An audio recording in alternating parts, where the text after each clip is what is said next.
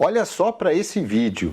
Essa é uma imagem feita pela NASA, a Agência Espacial Norte-Americana, que mostra as concentrações de dióxido de carbono, CO2, ao redor do globo terrestre no início de 2020.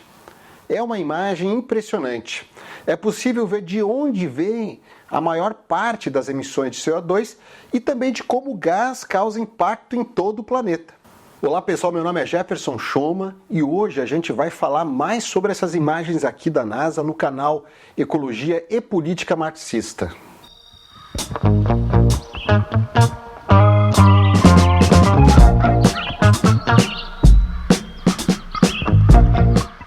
Olha só essas imagens aqui. É um mapa global criado a partir de várias imagens de diferentes satélites. Elas foram realizadas durante o dia e durante a noite pela NASA entre 15 de janeiro e 3 de março de 2020.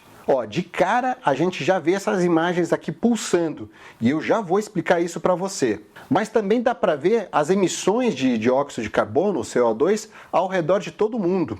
E percebam que essas emissões estão todas interconectadas pela circulação do ar na atmosfera e pelos padrões de vento. O CO2 é o principal gás do efeito estufa. Ele tem a capacidade de reter o calor e por isso que contribui para aquecer a atmosfera. Uma molécula de CO2 pode aquecer o planeta por quase 100 anos. Eu já falei sobre isso num vídeo anterior aqui no canal. Também falei sobre a diferença entre o efeito estufa natural e o efeito estufa causado pelas ações humanas. Dá uma olhada lá na descrição. Mas você deve estar se perguntando, por que a imagem global está pulsando?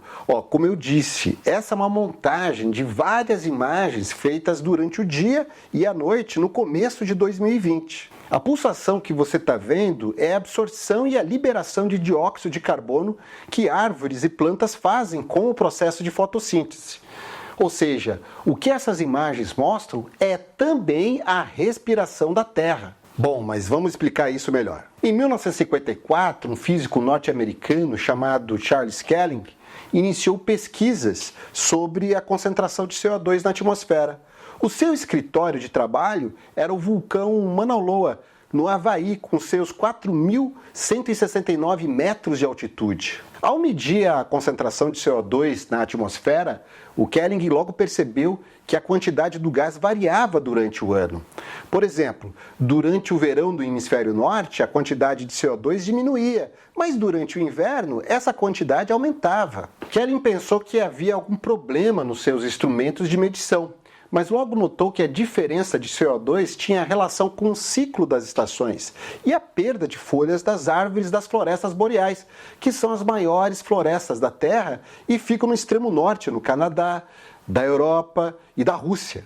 No inverno, a perda de folhas resultava numa menor absorção de CO2, o gás que as plantas respiram. Já no verão, com o renascimento das folhas, as plantas recuperavam plenamente a sua capacidade de absorver o CO2, diminuindo assim o gás dentro da atmosfera. Isso já revelava naquela época a importância da preservação das florestas.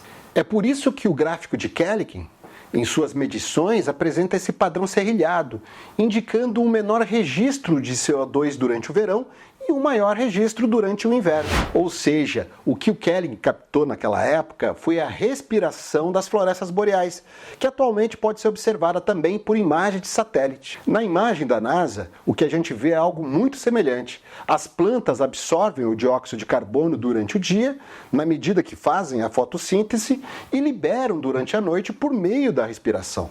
Observe que grande parte dessas pulsações que você está vendo ocorrem em regiões com muita vegetação, com muita floresta. Como os dados foram coletados durante o verão no hemisfério sul, você vê mais pulsações nos trópicos e na América do Sul, porque essa estação registra o maior crescimento ativo de plantas. Em todas essas imagens que você pode ver é o seguinte: durante o dia, com o processo de fotossíntese, as plantas absorvem o dióxido de carbono, liberando o oxigênio no ar.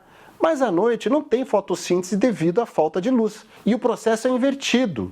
As plantas exalam o dióxido de carbono absorvendo o oxigênio do ar. Mas agora vamos voltar aqui desde o início. Observe a pulsação das florestas tropicais da Oceania, como em Bornéu, Indonésia e Papua Nova Guiné. Um pouco mais acima estão as florestas tropicais da Ásia, da Tailândia, do Camboja, do Laos e do Vietnã. Aqui, essa pulsação bem no centro do continente africano é a floresta tropical congolesa, a segunda maior floresta tropical do mundo. Finalmente, aqui na América do Sul, no norte do Brasil e em partes do território da Bolívia, do Peru e Colômbia e da Venezuela, é a floresta amazônica. Esse é o registro da respiração da maior floresta tropical do mundo. Mas vamos voltar aqui aos estudos de Kelling. Ele também notou algo a mais nos seus experimentos. Ano após ano, as suas medições mostravam um aumento da quantidade de CO2 presente na atmosfera. Ele criou então um gráfico que mostrava uma curva ascendente, que depois ficaria conhecida como a curva de Kelling. Mas não havia nenhuma atividade natural, nenhuma atividade vulcânica ou qualquer outra coisa para isso acontecer. E o que estava por trás então desses resultados? Ora, o Kelling mostrou que havia uma causa antropogênica para o aumento da presença do CO2 na atmosfera. Ou seja, a origem para o aumento contínuo do dióxido de carbono seria a ação humana. A série de Kelling foi estendida até os dias atuais e seus resultados são assombrosos. Em 1958, as medições de Kelling mostravam que a quantidade de CO2 presente na atmosfera era de aproximadamente 300 partes por milhão, mas em 2020 estava em 420 partes por milhão. Hoje sabemos que antes da era industrial, a quantidade de CO2 na atmosfera era de 280 partes por milhão. Mas ela aumentou com a Revolução Industrial e explodiu depois da Segunda Guerra Mundial. Esse foi o momento captado pelas medições de Kelling. Na verdade, hoje vivemos o período de maior concentração de dióxido de carbono dos últimos 800 mil anos. E essa concentração continua subindo. Olha, pensa nisso. A humanidade existe há 300 mil anos e nunca se deparou com tamanha concentração de CO2 na atmosfera. Bom, você pode estar se perguntando, mas como é que sabemos de tudo isso? Sabemos porque as novas evidências científicas sobre o aumento de CO2 na atmosfera vieram das bolhas de ar presas no gelo soterrado há milhares de anos na Antártida e no Ártico. É essa imagem aqui dos cientistas coletando essas amostras. Agora vamos voltar aqui ao vídeo da NASA. Infelizmente, não é só a respiração das florestas que vemos nele. Vemos também o sufocamento da Terra. Observem que as maiores emissões de CO2 vêm da China e do sul da Ásia. Elas provêm de usinas de energia movida a carvão, de instalações industriais, das grandes cidades e dos automóveis e caminhões. Quanto mais vermelho ou laranja na imagem, maiores são as emissões. Não dá nem para ver a China debaixo de um manto de dióxido de carbono. A China é o país que mais emite dióxido de carbono na atualidade. Agora a gente vê os Estados Unidos, o país que mais emitiu dióxido de carbono em toda a história. Atualmente ele ocupa o segundo lugar das emissões globais, atrás da China. Mas cada cidadão das mais de 300 milhões de pessoas que vivem nos Estados Unidos emitem anualmente 14 toneladas de carbono por ano.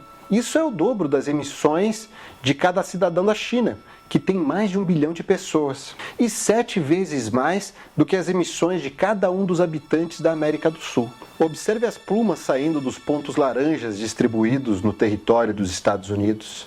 Essas pequenas chaminés que brotam do território são as cidades do país, com seus automóveis, indústrias, edifícios que despejam interruptamente toneladas de CO2 na atmosfera.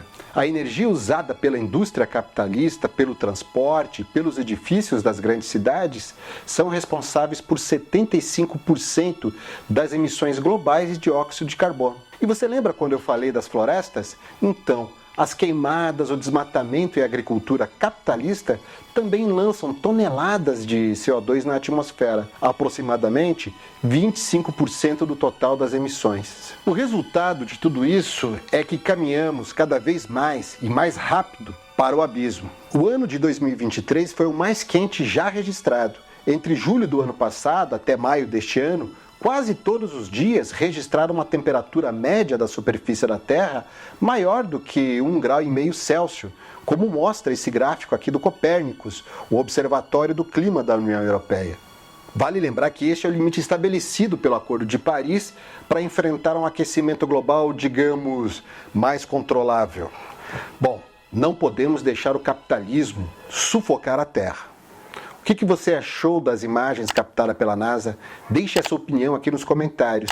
Eu também já vou indicar para você um outro vídeo do canal, um vídeo sobre o capitalismo fóssil.